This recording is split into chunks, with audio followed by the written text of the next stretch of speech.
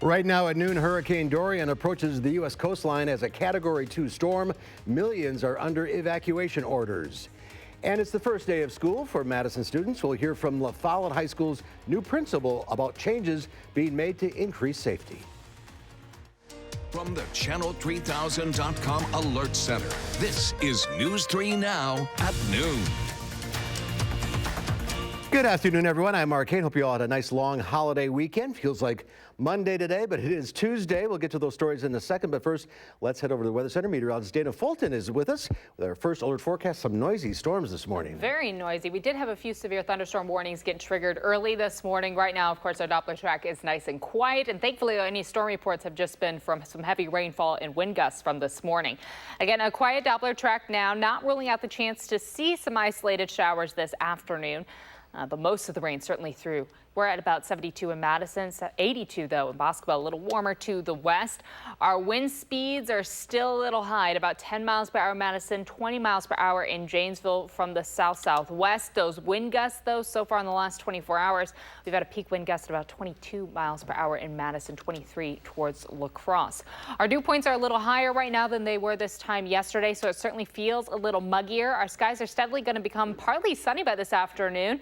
And we're looking at a big cool down as we head towards Wednesday. But of course, we'll take a closer look at what's ahead for the rest of the work week, because today certainly does feel like Monday in just a few minutes. It's fake Monday today. It's fake Monday, pretend Monday. All right, we'll see you in a few minutes, Dane. Thank you. Right now, Hurricane Dorian is headed toward the U.S. coastline, now a Category 2, where millions are under evacuation orders. Dorian stalled as a Category 5 storm, pounding the Bahamas with torrential rains and 220-mile-per-hour wind gusts. Storm surge swallowed entire neighborhoods and left the airport runway under 6 feet of water. As you can tell, we are going to need a lot of support. Now, as Dorian heads toward the U.S., an estimated 4 million people have been ordered to evacuate from Florida to North Carolina. In Daytona Beach, power crews are hunkering down. 5,000 power trucks are parked at the Daytona Speedway, waiting to repair damage Dorian is expected to bring. New at noon, police say an officer shot and wounded a suspect after a car chase in the Fox Valley. The Post-Crescent newspaper reports the chase started in Appleton and ended in Kaukauna around 1:15 this morning when the suspect crashed their vehicle. Officials say a police officer shot the suspect in the upper body when they were trying to take them into custody. The suspect is in the hospital and has not been identified. Officials have identified the person killed in a rollover crash in Grant County over the weekend. 21-year-old Brandon Furstenberg of Platteville died Sunday after officials say he failed to negotiate a corner on County Highway Q. The car rolled, ejecting him and his passenger, Jonathan Paredes, a 29-year-old from Chicago.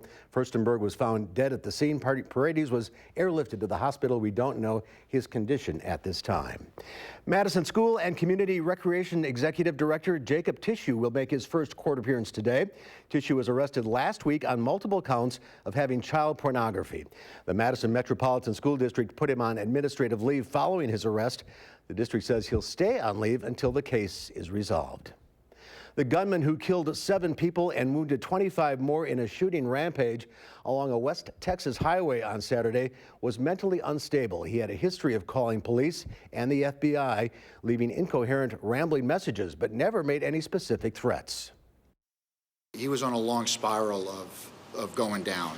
He didn't wake up Saturday morning and walk into his company, and then it happened. Authorities say the shooter, 36-year-old Seth Ador, had just been fired from his job at an oil services company. Ador called 911 during the shooting rampage, identifying himself as the shooter. There were 15 different crime scenes stretching over a 10-mile radius. Investigators don't know how Ador was able to get a hold of the assault-style rifle. He failed a background check recently and was not able to legally purchase a gun.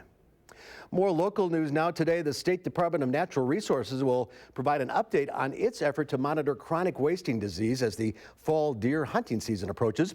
Those updates will include surveillance, efforts to help hunters submit samples and dispose of deer carcasses, and baiting and feeding regulations.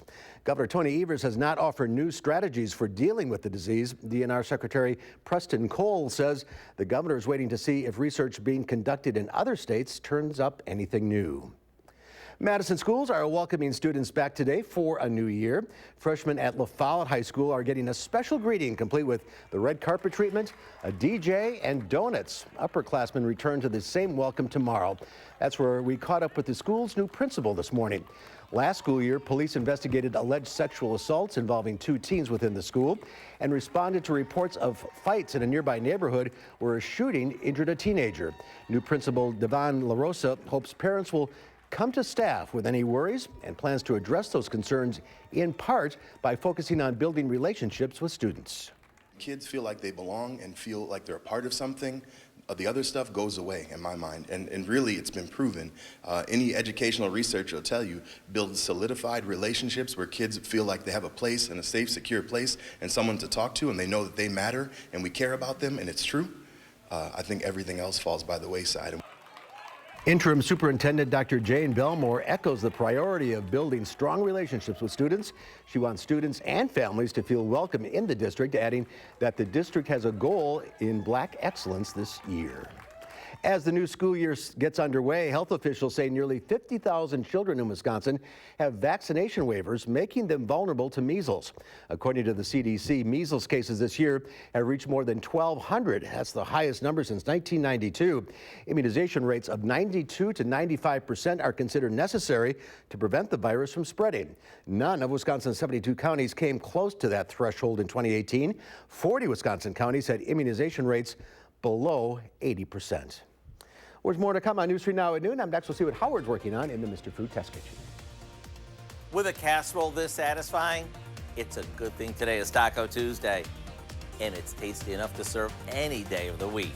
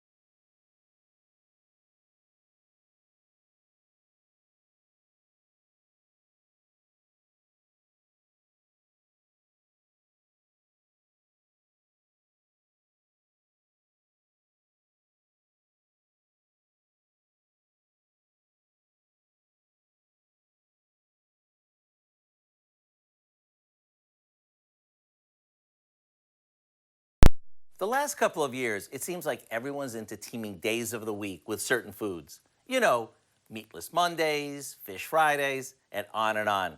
And I've never been a big fan of this concept since I've always felt you can eat whatever you want, whenever you want. But today, I'm giving in with a taco casserole that you can serve on Taco Tuesdays or really any day. We start by sauteing some ground beef with a chopped onion until the beef is brown. After it's drained, we add in some garlic powder, taco seasoning mix, and a can of tomato sauce. We give this a good stir and set it aside while we mix together some sour cream and a good amount of cottage cheese. Yes, I said cottage cheese. Now we build this, sort of like a lasagna, starting with a layer of crushed tortilla chips. Then we spoon on some of the meat sauce, followed by half of the sour cream mixture, and we top it with shredded Colby Jack.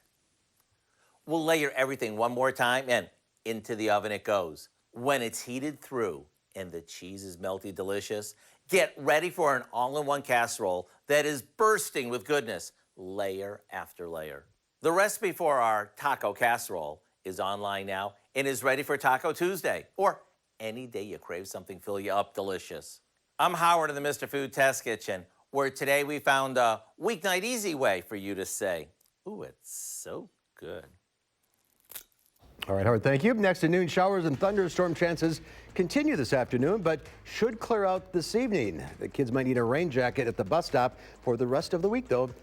Dana Fulton has your first alert forecast next.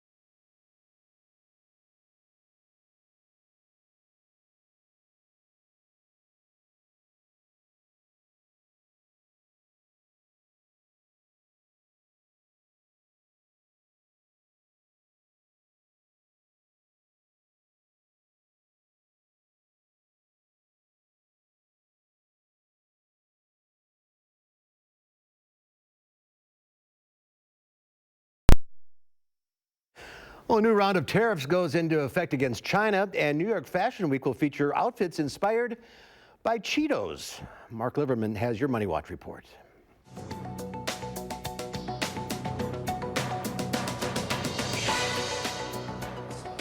Oil prices dipped as the trade tiff between the U.S. and China heats up. On Sunday, the U.S. imposed 15% tariffs on a variety of Chinese goods. China's response included a 5% tariff on American crude oil. The trade war has led to bigger deficits, but China isn't the only U.S. trade partner affected. Axios reports that trade balances for 10 out of the U.S.'s 15 biggest trading partners have negatively shifted between 2016 and 2018. The U.S. trade deficit for the first half of 2019 is also greater compared to the last 2 years. British Prime Minister Boris Johnson has raised the prospect of an early election in his Brexit efforts. That's after lawmakers threatened to push forward a plan to block Johnson from pursuing a no-deal Brexit. Johnson said there are no circumstances under which he would accept a delay to Brexit scheduled for October 31st. And Cheetos will launch House of Flamin' Hote during this year's New York Fashion Week. The campaign will showcase fans' interpretation of Cheetos-inspired looks and will include its first runway show. Fans can share their own looking like a snack fashion look on Instagram for a chance to attend the show. And that's your CBS Money Watch report. For more, head to cbsmoneywatch.com. At the New York Stock Exchange, I'm Mark Liverman. Thank you, Mark. On those new tariffs, those China tariffs, a negative effect on Wall Street. The Dow down 356 points. The NASDAQ off 89. The S&P 500 down 24. Q106 Farm Director Pam Bianchi's out of the radio barn today, so here are your farm numbers.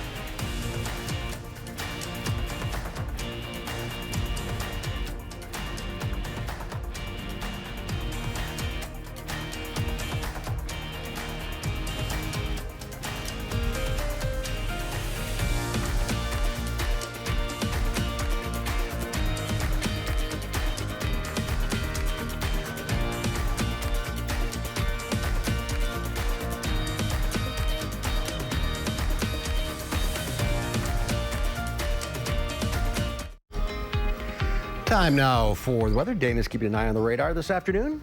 Now, we may see a few more isolated showers and thunderstorms. Most of those storm chances, though, of course, coming through early this morning. Quite a light show for us early. And right now, our Doppler track is quiet, but just not ruling out the chance, of course, to see a little more rainfall slide through later this afternoon. As far as our rainfall totals in the last 24 hours, most of Dane County hovering around a few tenths of an inch. We do have some isolated areas that picked up closer to a quarter of an inch. But notice this very strong, heavy band passing towards the southwest quarter.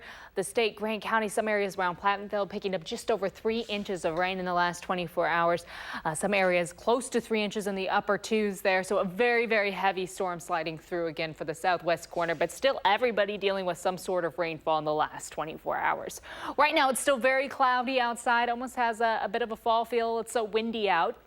A breeze in Madison coming from the southwest, but up towards La Crosse, that breeze already shifting, so it's a little more of a westerly flow. 72 currently in Madison. Our dew points are in the upper 60s, so it does feel very muggy outside. This is all in front of a cold front that will be driving through this afternoon, and that's the reason why we may see a few more isolated showers and thunderstorms. This warm front lifting overhead overnight, that's the force that brought all those storm chances early this morning. And now we're just warm and humid with a little southern breeze. As the cold front passes later today, we may see a few showers, but we really have to get rid of the cloud coverage that we have first before we have any chances for some strong thunderstorms. So if the clouds hold on, likely won't see any strong thunderstorms pop up, but we are already starting to see a little bit of clearing in central Wisconsin. So we'll be keeping a close eye on the radar later this afternoon and this evening as that front clears on through. Behind the front, though, high pressure comes in. Our breeze becomes a little more of a northwest flow, so it's going to be a little cooler outside heading into Wednesday. There's still a slight risk for severe weather in the southeast corner of the state, mainly south of Milwaukee. As that front does cross, that's the area that will likely have the most clearing when the cold front is crossing. The rest of the area is still really under a marginal risk because we do have the chance again to see a few isolated showers and thunderstorms pop up later today. Tomorrow, of course, nice and sunny. Nothing new sliding on through as our breeze shifts, becomes a little more northwestern. For Wednesday, it'll be a little cooler outside, and overall we get to enjoy some sunshine for the middle of the week. It should be quite pleasant outside. Heading into this evening, temperatures will fall through the 70s and 60s. Overnight lows will land in the mid to low 50s overnight, so a cool start to the day. In the afternoon, we get a lot of sunshine, though temperatures will struggle to get out of the 60s. By Thursday morning, we may even fall to the upper 40s for overnight lows to start off Thursday, and then Thursday afternoon, we get partly sunny skies, just a slight chance for an isolated shower or two for Thursday. Again, temperatures will fall as our skies do clear. We'll land tomorrow morning close to 54 in Madison for our overnight lows. Plan on a mostly cloud, our skies steadily becoming clearer for us heading into tomorrow. Again, 69 the high for Wednesday, and then heading into Thursday, temperature-wise, things should really improve for us for Thursday and Friday. We get sunshine for both days, back up into the 70s, and then this weekend we'll fall back to the 60s. But with all the rain and storms included in that, it's quite a fall-like forecast looking ahead to next week. A lot of raindrops on that. A lot of raindrops on that, unfortunately. We'll have a few more shower chances coming through looking into the future. All right, looking forward to tomorrow. Yes. All right, thank you. Next to noon, Angie Edge with the Dairy Farmers of Wisconsin joins us. She'll share some, say that 3 times, healthy back-to-school snacks featuring apples and cheeses. Stay with us.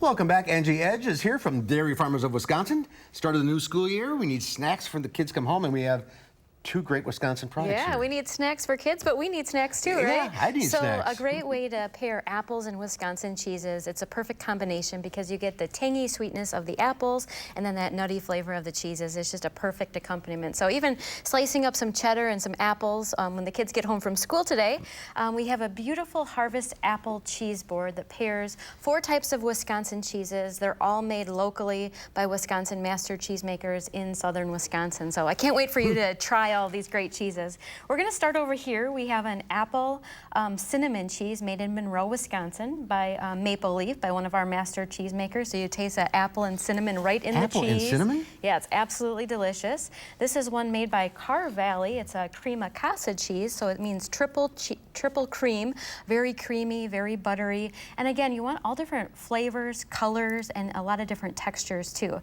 This is a smoked cheese. I know you smelled some of the smoke flavoring, and that's also made in southern Wisconsin. It's a Wisconsin original. It's a LaBelle cheese. Also has that really smoky, tangy flavor as well. And then this is an apple smoked cheddar cheese. So apples, cheese, and then just some different textures. So you have some different crackers, some candied pecans, some apple butters to get some different flavors throughout your cheese board. So good for the kids, but also I think even better for us. Any apple will do? Or? Any apples, you know, if you buy local, that's great. If you can find some local apples, it's based on your personal preference. Okay, what do we have Along over here? with the cheeses. And then this is just a simple apple appetizer with 4 ingredients. It's a aged apple crostini. So you basically start with a sliced apple, and then we have a 3-year aged cheddar that we're featuring on this one. It is a Hook's cheddar made in Mineral Point, Wisconsin, and then sprinkle on a little bacon and a little maple syrup. So 4 ingredients, but again, you get the sweet and salty of the bacon and the maple with that really rich flavor of that aged cheddar. And what's the difference between the different ages of cheddar? So it's as long as it's aged, and you can buy up to 15 to 20-year aged cheddar. The longer you age it, the sharper it gets, the more crumblier it gets, and the more expensive it gets. So people pay a lot of money because they love that really bold, intense flavor of a really sharp cheddar. It's hard to find that 20-year-old Yeah, stuff. but you can find it in Wisconsin because we make over 600 different types of cheeses. So 600? Lots of cheeses to pair with our apples. 600 different 600 different types. That's so amazing. Lots of varieties, and of course, making the most awarded cheeses in the world right here in Wisconsin. That's why we're America's Yes, we are. Go to the website. Yep, you can go to wisconsincheese.com. You can find the recipe for this fall harvest cheese board along with the aged cheddar apple crostini. All right. I guess we're going to weather. Yeah. Thank you, Angie.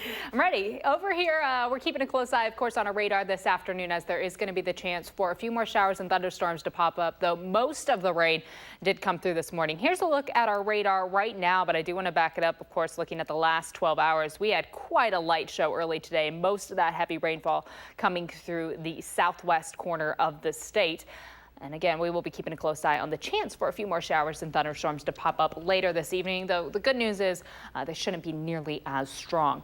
Temperatures are just going to fall through the evening and overnight. Our skies will clear up, so we'll be falling through the 60s, landing in the low 50s for overnight lows. Shower chances popping up this afternoon, but Wednesday will be cooler and partly sunny, a really pleasant into the work week. All right, looking good. Thanks for watching, everybody. We'll see you back here at 4. In the meantime, have a great afternoon.